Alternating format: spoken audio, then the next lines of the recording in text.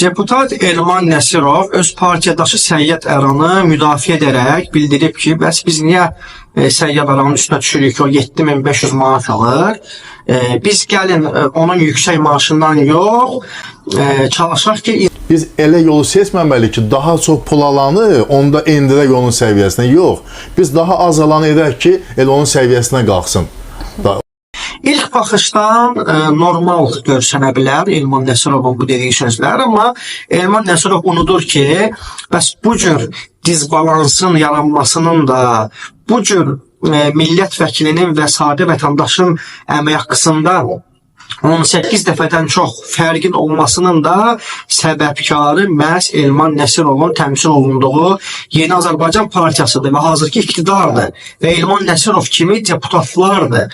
Yəni Elman Nəsirov burada kimi qınıyır? Elman Nəsirov burada kimə söz demək istəyir? Yəni zaten bu cür böyük bir dizbalansın yaranmasına səbəbkarı siz deyilsizmi?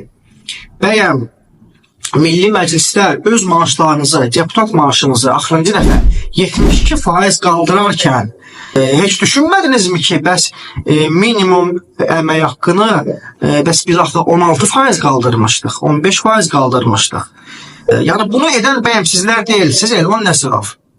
Yəni burada çıxıb efirlərdə özünüzü ağıllı göstərməklə, ağıllı təkliflər verməklə, boş-boş danışmaqla məsələlər həll olunmur.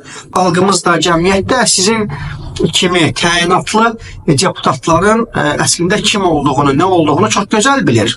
Yəni əgər siz belə həqiqətən də bu cür dizbalansın yaranmasını istəmirsinizsə, onda zəhmət çəkin Yeni Azərbaycan Partiyasının iclaslarında, Milli Məclisin iclaslarında çıxın, söz alın və bildirin ki, bəli, bu dəqiqə deputat maaşı ilə sıravi vətəndaşın minimum əmək haqqısı arasında 19 dəfə fərq var.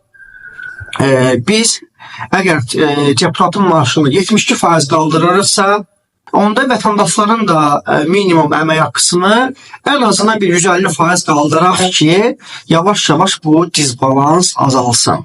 Yəni, əgər siz bunları eləsəydiniz, sizin bu sözlərinizi biz səmimi qəbul edərdik.